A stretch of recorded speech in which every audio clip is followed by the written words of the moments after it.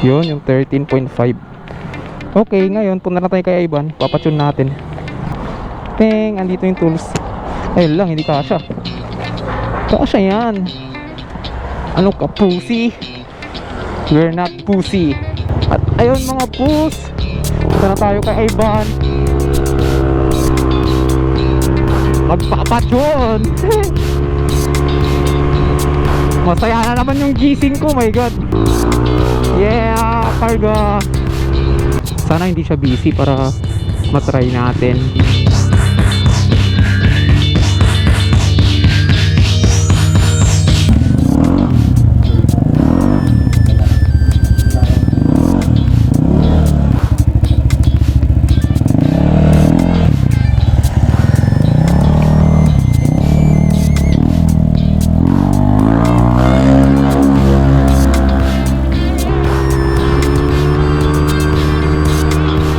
Yun yung sinasabi niya, nasigaw.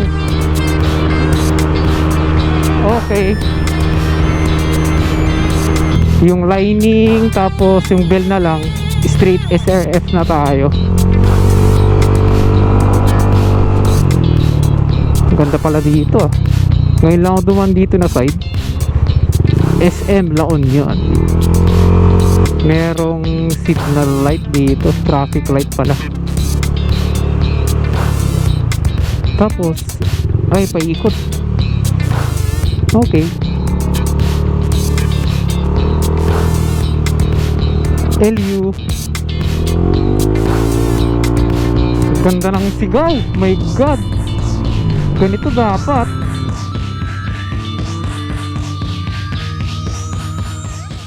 What's up mga pus?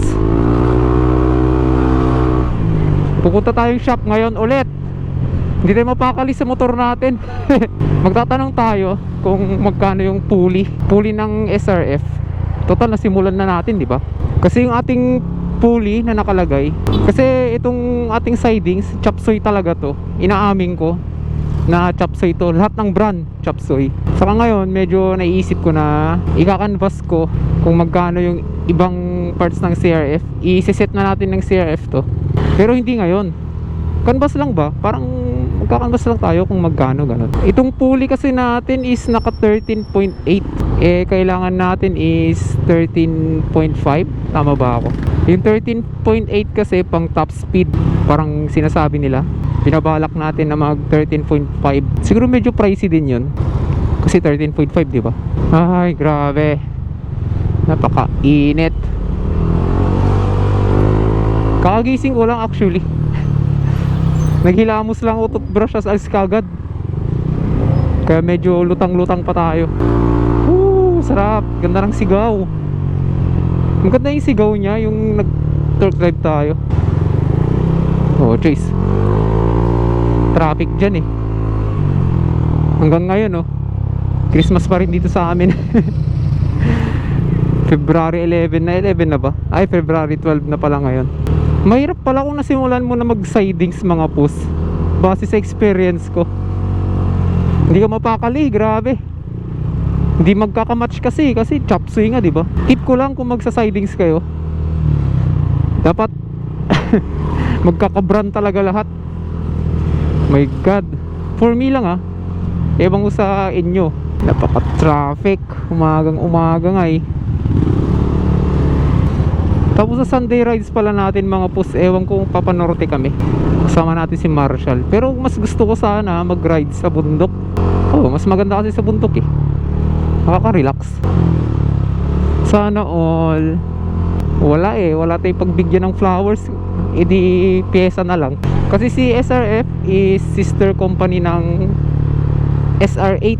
Kaya siguro may DNA siya ng RS8 na high RPM. Nireview ko yun kagabi, hindi ako makatulog. Pinag-iisipan ko if GVT. Kung GVT naman kasi parang hype lang siya. For me hindi na siya yung katulad ng dati. Kasi yung tibay ng GVT na parang yung mga old school. Grabe, parang mga E-Tech yan, mga avocado. Yun yung katapat niya. Pero mas matibay si E-Tech na si avocado, yung kulay green. Hindi naman yung G-Racing yun Basta E-Tech yun. avocado. Sikat yun dati way back 2017, 2018. Si GVT kasi ngayon, ewan ko, hindi pa ako nakatry. Pero yung mga barkada ko, sinasabi nila na medyo hype na kasi. Kaya sikat siya ngayon, parang ganun. Pero syempre, dun pa rin tayo sa nasimulan na nating set eh. Unti-untiin natin. Hanggang ngayon, tong NMAX natin, di ko pa na-tune. Tinatamad ako, my god. Tamad mag-backplus. Hanggang ngayon, wala pang backtone yung motor natin. Ayun. Hanggang ngayon, wala pang backtone yung GVT natin. Bad trip. Di ko alam kung maganda yung gising ko. Parang lutang. Kain muna kaya tayo. Ay hindi, mamaya na. Mamaya ng 12 kasi 10:42 na. Para minsanan. Syempre sa Race Life tayo pupunta. Kasi doon lang naman yung merong SRF na alam ko eh. Dito sa San Fernando, La Union. Yung iba puro Sun Racing na. Saka TSMP. TSMP sana pero ang mahal masyado. Not worthy. Piras lang naman sila ng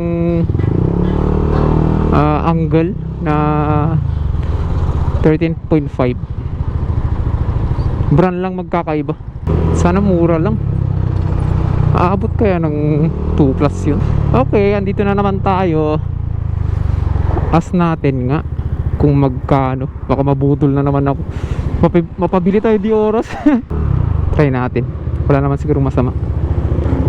Ay, be right back mga pus. At ayun, nabudol na naman tayo. SRF pulley. Dito tayo sa gilid ng kalsada. Ng shop nila.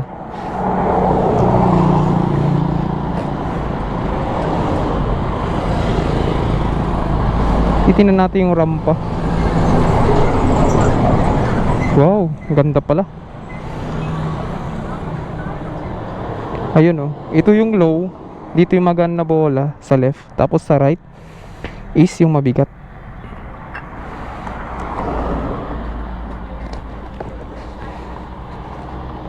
Wala siyang kasamang ko. Tanong ko nga. Wala siyang kasamang magic washer. Meron na yan bro. Okay, thank you. Kulay yellow kaya to. Yellow nga. Check na naman natin. Meron. Tapos yung kanyang rampa. Yun. Buti chinek natin. Yun yung 13.5. Okay, ngayon punta na tayo kay Ivan. Papatune natin. Dala ko lahat ng bola dito eh. Ting, andito yung tools. Ayun lang, hindi kasya. Kasya yan. Ano ka, pussy? We're not pussy. At ayun mga pus, punta na tayo kay Ivan. Magpapatyon. Masaya na naman yung gising ko, my god. Yeah, parga. Parang mahulog yung insta natin no, gumagalaw. Kailangan na natin ng double clamp. Sana hindi siya busy para matry natin. Busy yata siya.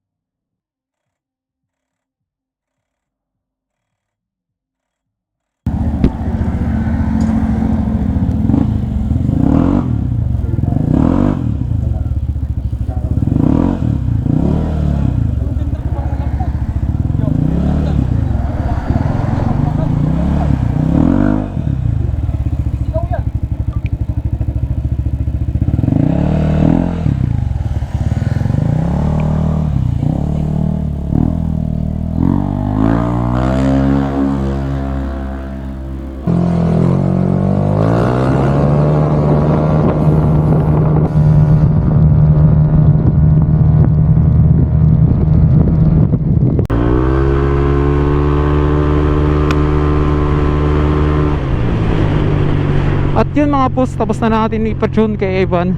Magaan yung nilagay niyang bola dun sa bago nating pulley. Mas maganda yung hatak niya ngayon, grabe.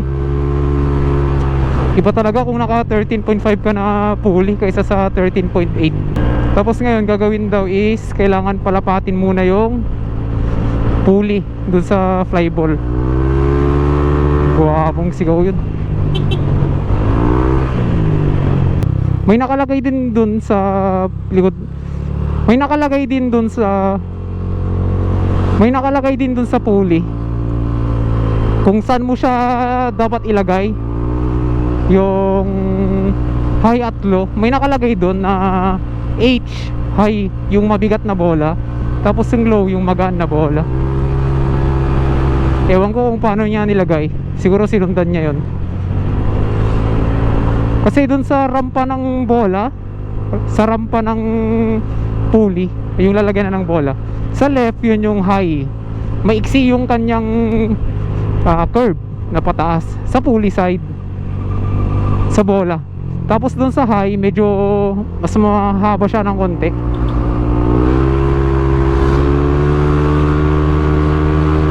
Yun yung sinasabi niya, nasigaw. Okay.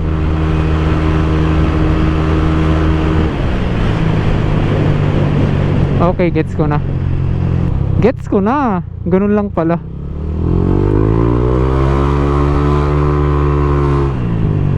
Gwapo namang sigaw yun. Ba't nga tayo dito sa SM? Saka ang dami niyang nilagay na washer, mga pus. 3mm yung nilagay.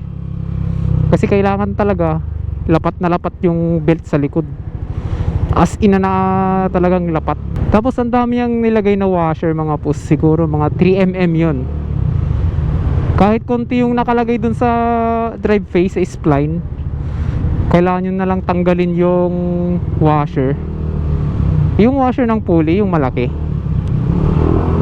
hindi na niya nilagay yun. Kasi kailangan talaga.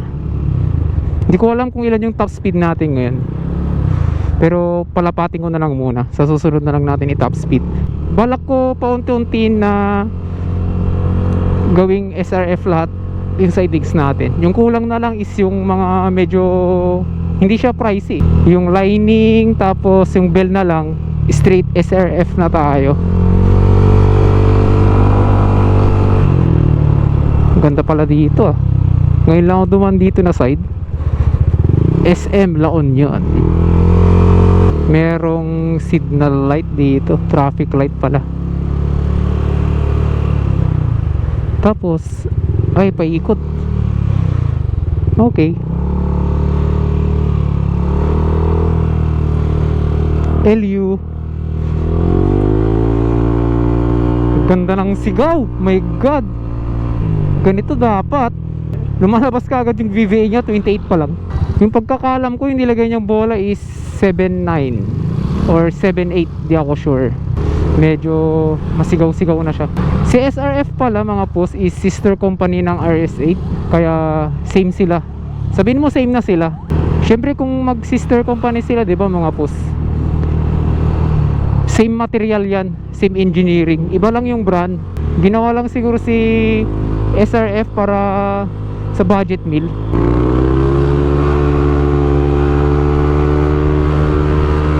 Grabe.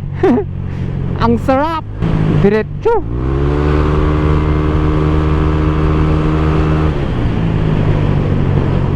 Grabe namang acceleration yun. At yun lang mga post, dito ko na siguro tatapusin yung vlog natin. I-review ko na lang siya after 1 week.